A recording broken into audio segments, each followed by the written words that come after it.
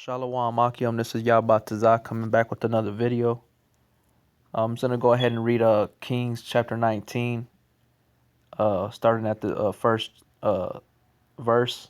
I'm going to read all the way down, uh, just remembering what the prophet Elijah went through and how he got weak, but at the end he was comforted and reestablished, all right, because Jezebel put a hit out on Elijah for destroying her false prophets of Baal. All right. And basically, that's how we are, man. We're out here warring for Yahweh Hashem Yahweh Shai, and we're being afflicted, persecuted, attacked in different ways, you know, uh, and gone, you'll get weak and things of that nature, but we have to consider the generations of old. All right. But I'm going to start at 1 Kings 19:1. And Ahab told Jezebel all that Elijah had done, and withal how he had slain all the prophets with the sword. And Elijah, in the Hebrew, it's Ahlayah, which means Yahweh is my power, or my power is Yahweh. Okay, and that's what we have to have, that same attitude. And Elijah was a great prophet, and he lived up to that omen nomen. Okay, says verse 2, Then Jezebel sent a messenger unto Elijah, saying, So let the gods do to me, and more also, if I make not thy life as the life of one of them by tomorrow about this time. So she was uh, telling Elijah, that she was gonna do to him as he had done to her prophets. All right. So she was trying to seek vengeance. Verse 3. And when he saw that, he arose and went for his life, and came to Beersheba, which belongeth to Judah, and left his servant there. But he himself went a day's journey into the wilderness, and came and sat down under a juniper tree, and he requested for himself that he might die, and said, It is enough. Now, O Yahweh, take away my life, for I am not better than my father. So you see, man, even Elijah got weak, you know. And it's no different from the account of Yahweh Shai, when Yahweh Shai was slain and cutting the Pharisees and the scribes, the wicked ones, you know. And when it came to the point where he knew through the Spirit, when the time drew nigh that they were going to take his life, he got weary, you know. Yes, we had to encourage one another and things of that nature and lift each other back up, but it's not to look down on or frowned upon, you know, because we're in these bodies, man. We're in these bodies of chains of darkness, and it's all a test, okay? But Elijah is also an example on what one needs to do, and he called out to Yahweh Hashem Yahweh Shai. Even though he wasn't speaking the way he should have been speaking, but the Lord is going to confirm him and reestablish him at the end. 1 Kings 19 and 4 basically said he requested for himself that he might die. He was basically wishing he would die.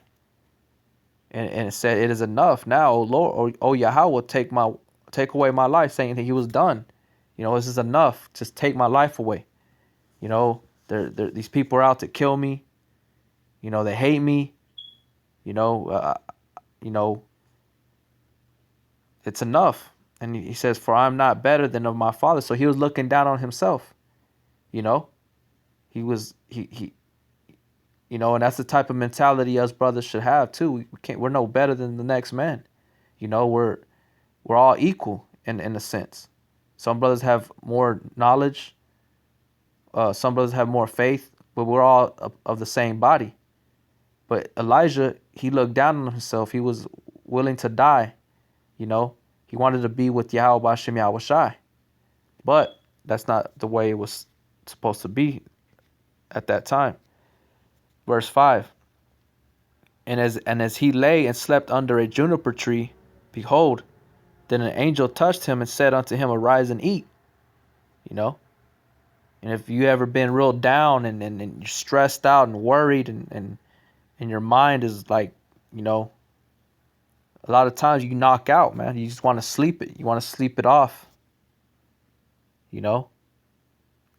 And, you know, an angel came to him, said, Arise and eat. Verse 6. And he looked and behold, there was a cake baking on the coals and a cruse of water of his head at his head.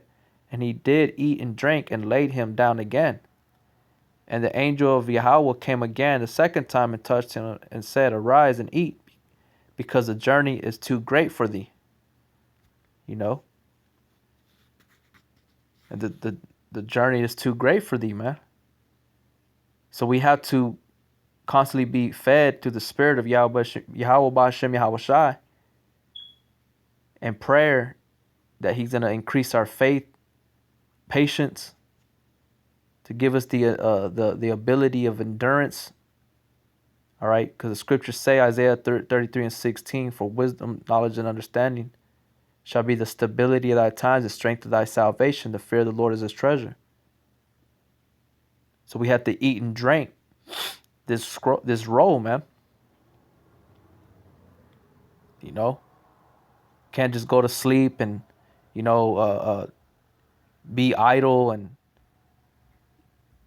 when you feel weak, get up and fight, man. You know, fight. Call on the name of Yahweh Bashem Yahweh Shai, because he will establish our strength, man. He will establish your strength, your courage. And that's what they're trying to tell Elijah. You know, 1 Kings 19 and 8. And he arose and did eat and drank and went in the strength of that meat 40 days and 40 nights unto Horeb, the mount of Yahweh. And he came thither unto a cave and lodged there. And behold, the word of Yahweh came to him, and he said unto him, What doest thou here, Elijah? Or Ahlayah. And he said, I have been very jealous for the Lord of hosts, for the children of Israel have forsaken my covenant, thrown down thine altars, and slain thy prophets with the sword, and I, even I alone, am left, and they seek my life to take it away. So Elijah, he was afraid. He was scared. You know, he ran for his life. He was in doubt. And Yahweh Shai came to confirm him, to reestablish that, to reassure him. Right? He was alone. He was by himself. But we know that Elijah was a great prophet, man. Ahlayah. Ahlayah was a great prophet, a man of the Lord. But yet even the great ones get sorrowful and heavy. King David, Yahweh Shai, you know, and many others. 1 Kings 19 and 11. And he said, Go forth and stand up, Salakia.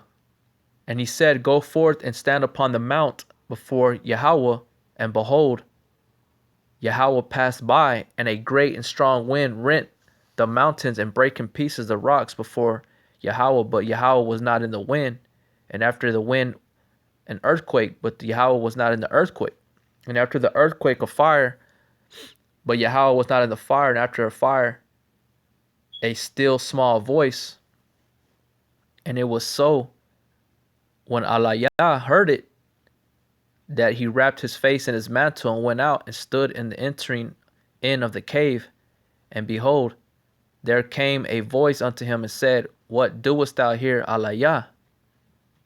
And he said, I have been very jealous for the Lord power of hosts, because the children of Israel have forsaken thy covenant, thrown down their altars, slain thy prophets with the sword, and I, even I, am left, and they that seek my life to take it away. And Yahweh said unto him, Go, return on thy way to the wilderness of Damascus, and when thou comest, anoint Hazael to be king over Syria, and Jehu the son of Nimshi shall thou anoint to be king over Israel, and Elisha the son of Shaphat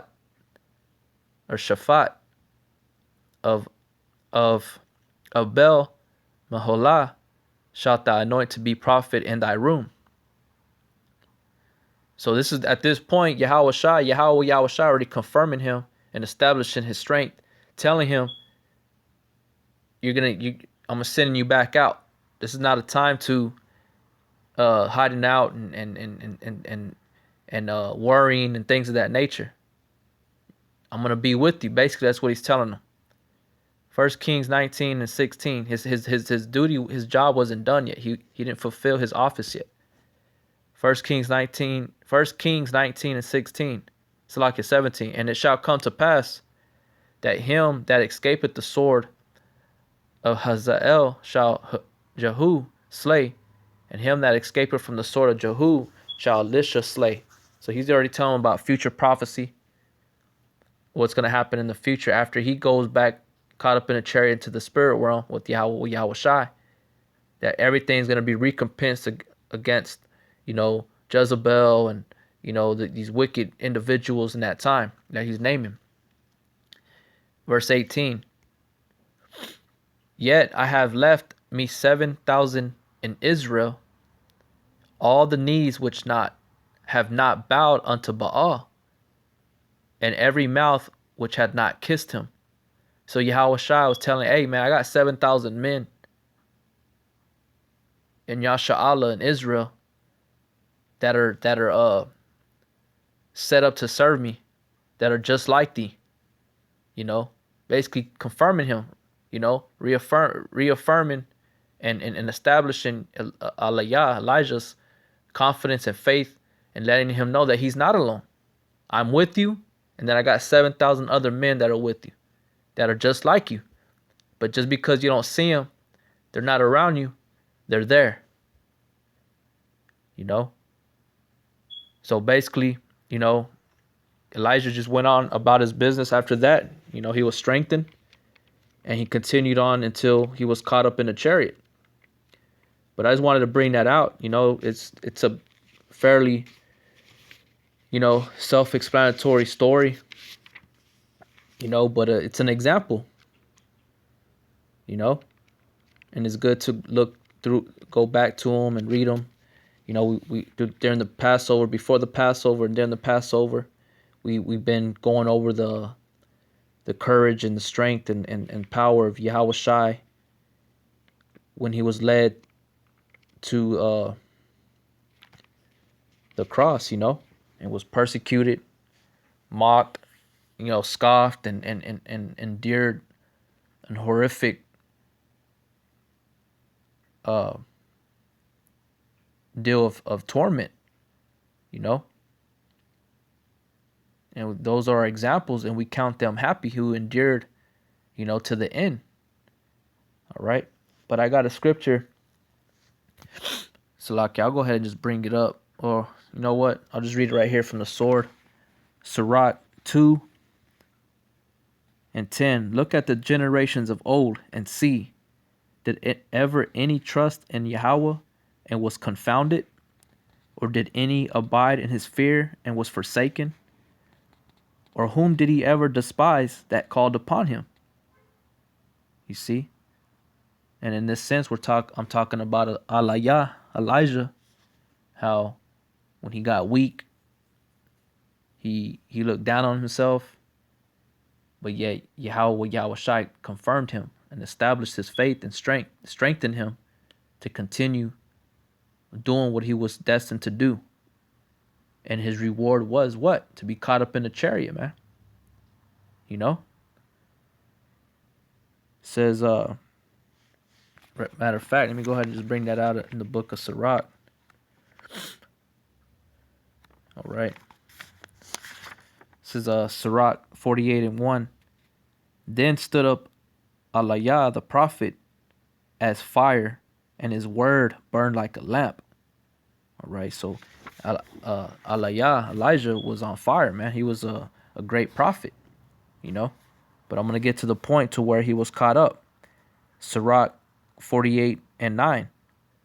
Who was taken up in a whirlwind of fire and in a chariot of fiery horses.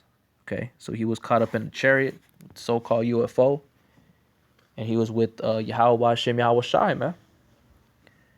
You know, but this is just an example on how one may be and get in the spirit, but yet at the end, Yahweh Shem Yahweh Shai, if you're the elect, he's going to confirm, and reaffirm you and establish you. All right. Matter of fact, there's another one. Let's see here. Bring it up. Let's see. This is 1 Peter 5:9. Whom resist Salakia. Let me start at 10. But Yahweh of all grace, who hath called us unto his eternal glory by Yahweh Shai Mashiach, after that you have suffered a while, make you perfect, establish, strengthen, and settle you. And that's what we're looking for. We want that, you know. And there's times we may feel that way in this truth, and there's times that we might not. We're gonna feel weak. We're gonna feel off and things of that nature. But that's part of being in this flesh, the chains of darkness. All right, we're still mortal men. All right, and it's all a rehearsing. You know, it's all a practice, and to make one better, stronger, and prepare us mentally, spiritually for what Yahweh Hashem Yahweh Shai is ultimately going to give us to those that are worthy to receive immortality, power, dominion, rulership, you know. But I want to leave it with that, brothers. I hope it was edifying. I want to give all praises and glory and honor to Yahweh, Bahashem, Yahweh Shai. Double honors to the elders of Great Millstone, and much love and respect to you brothers out there doing the work in sincerity and truth. Shalom.